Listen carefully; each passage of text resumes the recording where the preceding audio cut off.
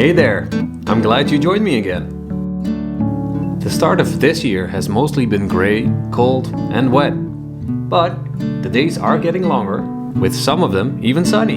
And the temperature is slightly on the rise, which means spring is here.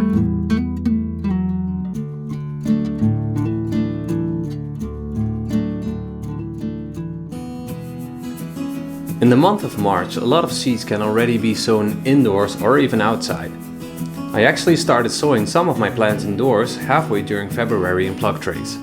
These are great for when the chance of frost is very real and you want to give your plants a little head start. The plug trays I bought are particularly sturdy and will last for many years. You can see me filling up the trays with some compost. Another type of sowing medium can be used as well, such as regular potting mix, perlite or a mixture. Once all the plugs are filled up, drop the tray a few times on the surface to compress the soil a little bit more. Any excess material can be divided over the plugs. I honestly could not wait to plant some seeds. I ordered these last December, so I have been waiting for quite some time. If you don't want to spend money on expensive plug trays, don't worry. Toilet paper rolls are a great alternative to sowing. Once the seedling is large enough to plant outside, you can plant the entire roll. It will decompose over time. Back to the plug tray. Once you've planted all the seeds, give it a good soak. There's a hole underneath each plug that allows for better airflow, drainage, and to pop out the seedlings easier. More on that later. It's easy to forget what you've sown, so label everything.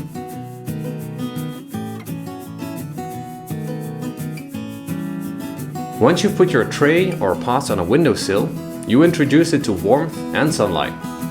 If you're like me and very impatient, you're gonna check it every day. It might take a while, but sure enough, after a few days, voila!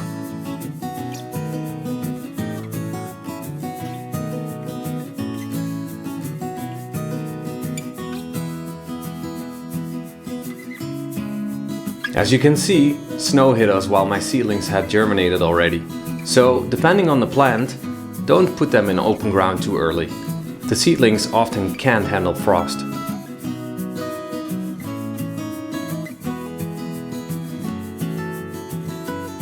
Speaking of planting outside, it was really time to get some raised beds going. Now, what is a raised garden bed and its purpose? As the name implies, it's raised area of soil where you can plant it. Well, gee, thanks Jair. Is this how you want to make an impression? Now, calm down, calm down. With the obvious out of the way. First off, because you fill up the bed with all sorts of organic matter like branches, leaves and fresh compost, the bed will have good water drainage. This is especially useful when the soil of your garden has a lot of clay and water doesn't flow away that easily. If roots get waterlogged, they can start to rot and your plants will die. Secondly, because the raised garden bed is its own little island, it tends to get warmed up by the sunlight a lot faster than the general soil of the garden. This can help with speeding up the germination of seeds and the growth of your plants. And depending on the height of your garden bed, it can be easier on your back. The edges can be made out of any material, like wood, stone or metal. And I will show you how I made mine.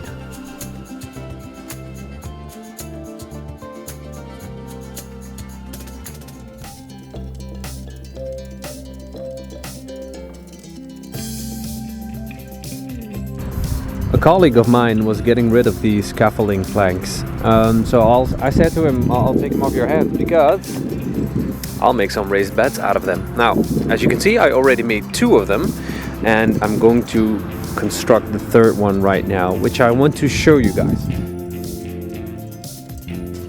I started off preparing the planks by removing the remaining screws that came with it.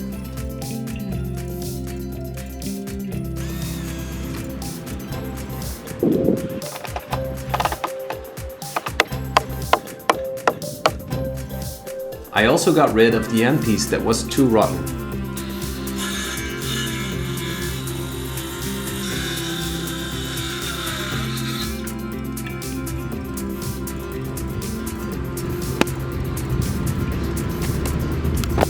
Then I measured it up and sawed it in half.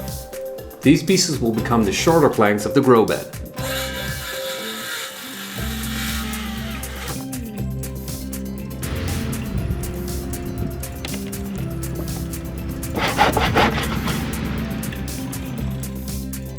With the pieces at the correct length, being 182 by 91 centimeters or about 6 by 3 feet, it's now time to connect them with some screws.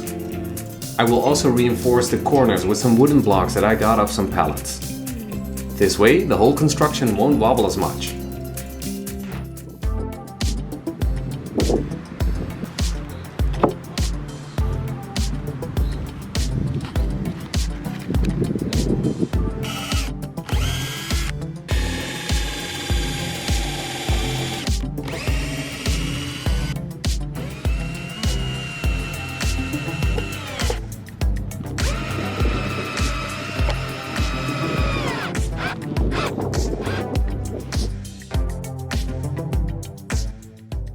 There, that is one sturdy grow bed.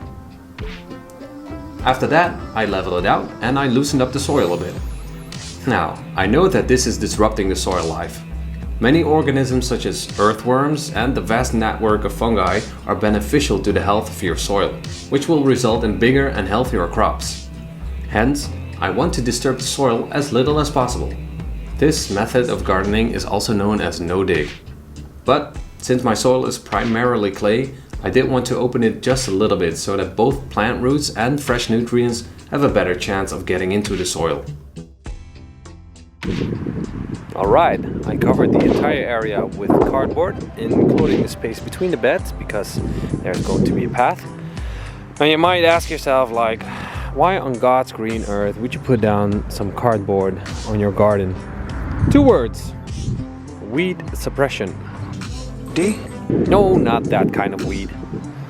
By putting down cardboard, you deprive grasses and other kind of weeds from sunlight, so they will be inhibited in their growth. Not only that, this cardboard will rot away in like 6 to 8 weeks, so it also adds some carbon-rich material to the soil. Next up, I'm gonna make a lasagna out of this bed. I will fill it up with different kinds of layers, starting off with wood chips like you see over here, then some donkey manure, which we have available here on the community gardens. Then some of my own compost will cover that, and I will top it off with some general potting mix. And there you go, one grow bed ready for sowing and planting.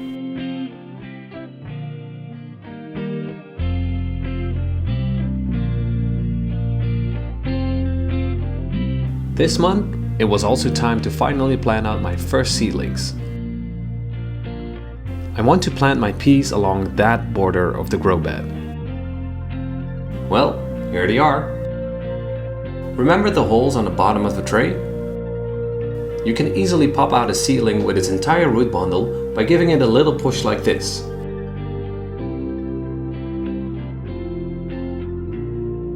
This makes transplanting a lot easier. I continued by making some space for the seedlings, after which I watered the entire area so the plants don't become thirsty on their first day.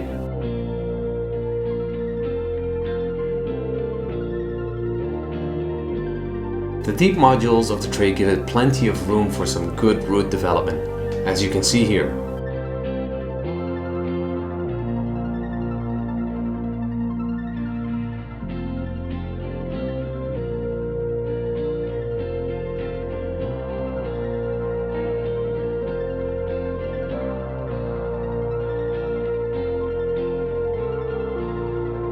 I also decided to sow some radishes. They are famous for their fast growth cycle and can be harvested 4 weeks after sowing. This makes them a great crop for beginning gardeners.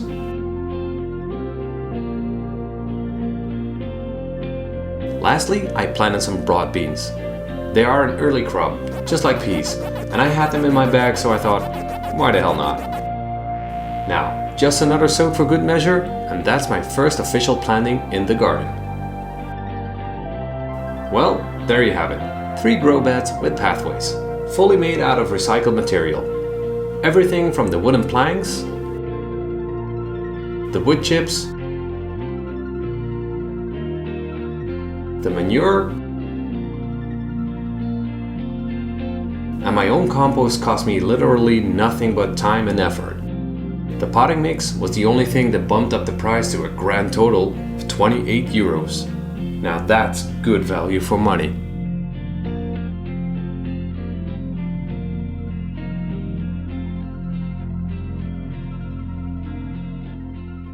It has been rainy for the most part of March, and so there was little time for gardening besides what you just saw. Nevertheless, I'm still making progress. And next video, you will see something that involves pallets and more planks. See you then. Bye bye.